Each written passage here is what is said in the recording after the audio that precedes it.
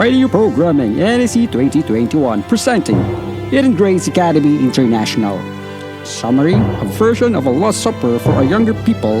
It is based on a scripture from Matthew 26 verses 26 to 56. It is from the point of view of a mother telling her daughter a story. Title, The Passover Meal. Come on, Bessie, it's time for bed. But Mom, I'm not tired. Well, that's just too bad. Go on. Well, can you at least tell me a story then? And not one of those Bible stories you keep trying to tell me. They are boring. Okay, you go up and get ready. I'll be up in a minute. I'm ready, Mom. Okay, are you comfortable? Yup, ready. And don't forget, no Bible stories. Okay. There was once a man named Jay, and he decided to invite 12 of his best friends over for a fish and chip supper. As they were eating, Jay said,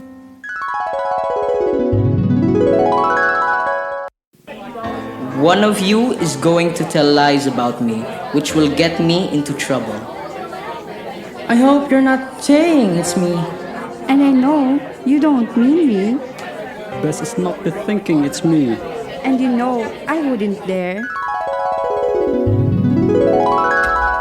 Mom, are you sure this isn't a Bible story? As those names are very familiar. No, of course not. Shall I carry on? Yes, but I still think you may be telling me little porkies. Anyway, one after another, they all said to Jay that he couldn't mean them. So Jay said to them all, "The one who dips his chips in the sauce with me is the one who is going to get me into trouble, which will lead to my death."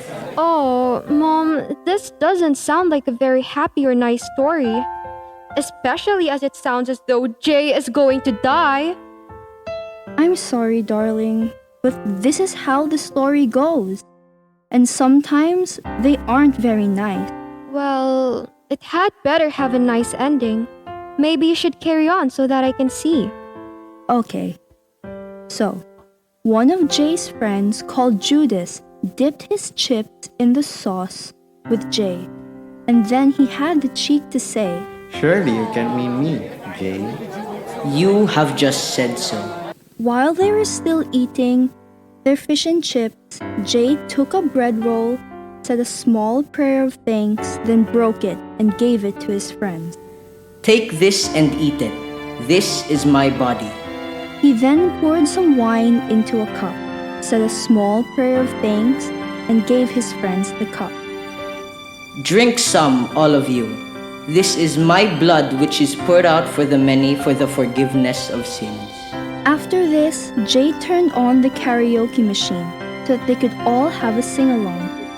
And then he decided he would walk his friends home. But on the way, he suddenly stopped and said, "Later tonight, all of you will run away and leave me on my own. I will die and you will all be scattered all over the place. But I will be raised up so that I can go on ahead of you." What are you talking about, Jay? I will never leave you. We have been friends forever. And I'm not going anywhere even if the others leave. "I'm telling you, Peter, before the clock strikes 12 tonight, you will tell people you do not even know me." All of Jay's friends said the same thing. No way were they going to leave Jay on his own. They continued on their walk home, and Jay decided they should walk through the park as it was quicker. Some of his friends decided to have a quick go on the swings, leaving Jay, Peter, James, and John.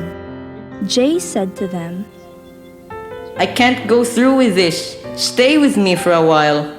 He wandered away from them a little and knelt down on the ground, saying, "Dad, don't let this happen to me, but I will do it if that is your will."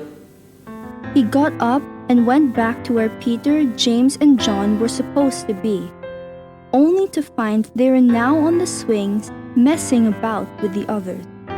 He said to Peter, "I thought I could trust you. I thought you were going to stay with me. Yet here you are, messing around with the others. Please, you three, stay with me. Don't leave me this time. Peter, James, and John followed Jay once more. But Jay wandered away from them again, knelt down on the ground, and said, Dad, if this is the only way, then so be it.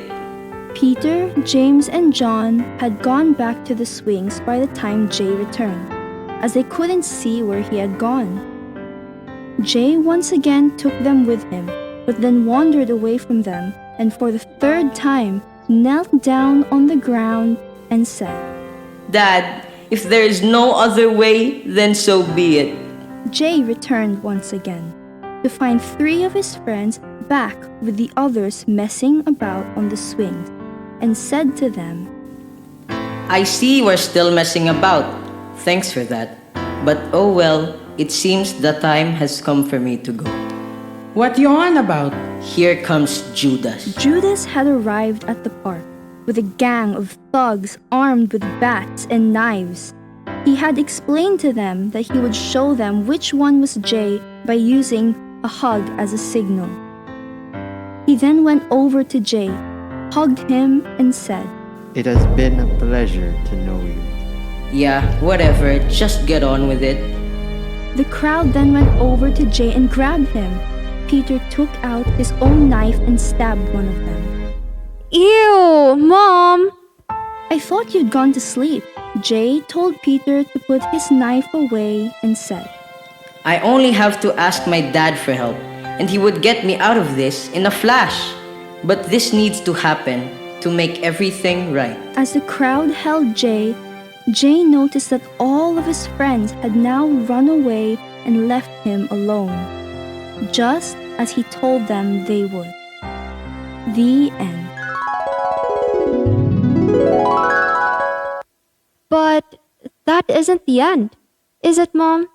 No, Bessie, that isn't the end, but I haven't got time to finish it tonight, as it is time for you to go to sleep now. Otherwise, you'll be all moody in the morning. Well, okay then. You can finish it tomorrow. Even though it was a story out of the Bible? Oh, can I now? Yes, you can. For trying to con me? But I thought you said Bible stories were boring. I did. But you can't leave a story without a happy ending now, can you?